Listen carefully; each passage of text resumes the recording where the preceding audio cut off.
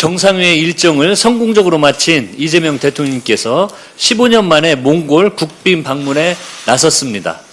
세계 최대 방산 시장인 나토에서 대한민국의 전략적 위상을 높이는 데 이어 자원부국 몽골에서는 경제 안보 협력의 지평을 넓혀나가고 계십니다. 이번 한몽골 정상회담에서는 양국 관계의 미래 비전을 담은 한몽 관계의 황금시대 공동선언이 발표될 예정입니다.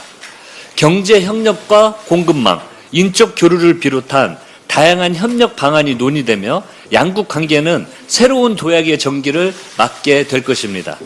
몽골은 리튬, 구리 등 80여 종 광물과 전 세계 매장량의 16%에 달하는 희토류를 보유한 자원 부국입니다. 핵심 광물 공급망 협력은 이번 순방의 핵심 의제 가운데 하나입니다.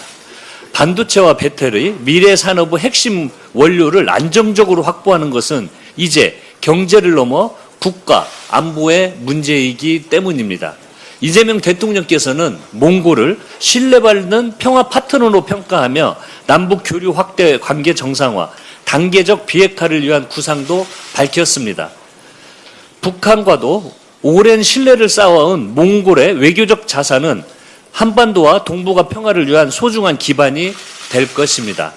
나토에서 방산 외교를 몽골에서 경제 안보와 평화 외교를 펼치는 이재명 정부의 국익 중심 실용 외교는 대한민국 외교, 경제 영토를 더욱 넓혀 나갈 것입니다. 민주당은 신북방 협력과 핵심 광물 공급망 확대, 한반도 평화 기반 구축을 위한 입법과 정책 지원에 최선을 다하며 이재명 정부의 국익 중심 실용 외교를 든든히 뒷받침하도록 하겠습니다.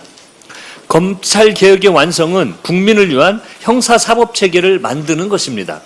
수사권과 기소권 독점은 지난 80년 동안 검찰이 무소불위의 권력을 휘두를 수 있도록 만든 제도적 기반이었습니다. 기소하기 위해 무리하게 수사하고 무리한 수사를 합리화하기 위해 기소하는 악순환은 정치 검찰을 키워내는 요람이 되었습니다. 민주당은 수사권과 기소권 분리라는 대원칙 아래 충분한 당내 논의와 사회적 수기를 거쳐 검찰 개혁을 추진해 왔습니다. 검찰이 정치 권력이 아닌 국민을 위한 기관으로 거듭나도록 작년 9월 정부 조직법을 개선했고 지난 3월에는 공소청법과 중수청법을 처리해 새로운 형사사법체계의 토대를 만들었습니다. 어제 발의한 형사소송법 개정안은 그 마지막 퍼즐이 될 것입니다. 보안수사권의 완전한 폐지와 함께 수사기관 간 역할 분담과 전문성 강화가 기대됩니다. 민주당은 일각에서 제기되는 우려사항에 대해서도 인지하고 있으며 법사위 심사 과정에서 두터운 보완 방안을 마련하도록 하겠습니다.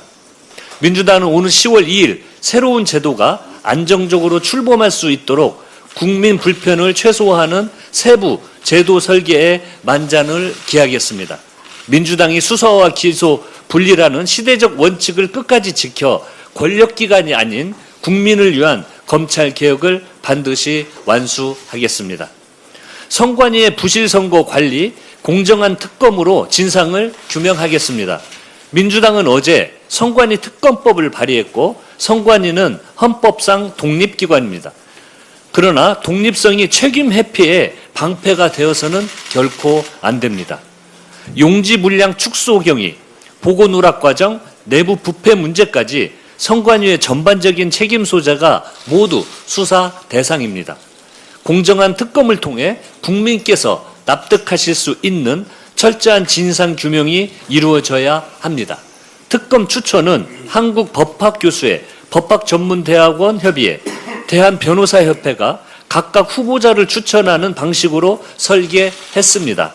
추천 기한도 충분한 검증이 가능하도록 3일에서 5일로 조정했습니다. 정치권이 특검을 고르는 방식이 아니라 정치적 고려를 배제하고 법률 전문성과 독립성을 기준으로 공정한 수사가 이루어지도록 하겠다는 뜻입니다. 장동혁 대표는 올림픽 공헌을 전전하며 부정선거 음모론을 선동하는 데만 골몰하고 있습니다.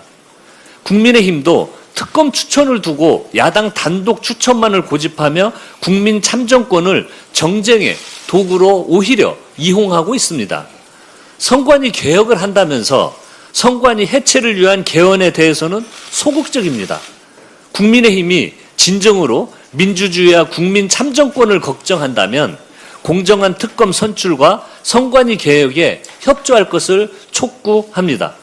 민주당은 신속하게 국정조사를 도입했고 선관위 개혁 TF를 발족시켜서 제도 개선에 나섰습니다. 어제 선관위 TF는 선관위 개혁 3법을 발의했습니다. 중앙선관위원장 상임직 전환, 상임위원 확대, 사무총장 외부 인사 등용 및 독립감사위원회 설치 등을 골자로 하는 낡은 선관위의 관습을 뿌리째 뜯어 고치는 법안입니다. 나아가 헌법 개정을 통한 선관위 해체를 포함하여 근본적인 개혁도 신속하게 추진하겠습니다.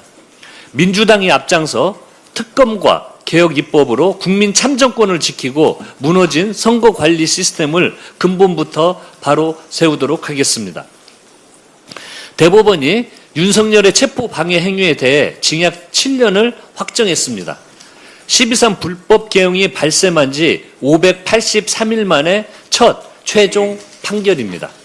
2심에 이어 대법원 역시 징역 7년을 선고하며 무거운 죄질을 인정했습니다. 권력자라 할지라도 죄를 지었다면 처벌받아야 한다는 사법 정의를 재확인했다는 점에서 엄중한 경종을 울린 판결입니다. 그럼에도 불구하고 윤석열 측 법률 대리인단은 반성은커녕 재판 소원을 운운하며 국민과 사법 시스템을 기만하고 있습니다.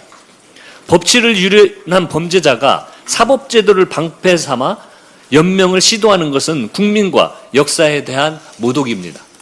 이제 시작일 뿐입니다. 사법부는 윤석열의 남은 재판들에도 더욱 속도를 내야 합니다.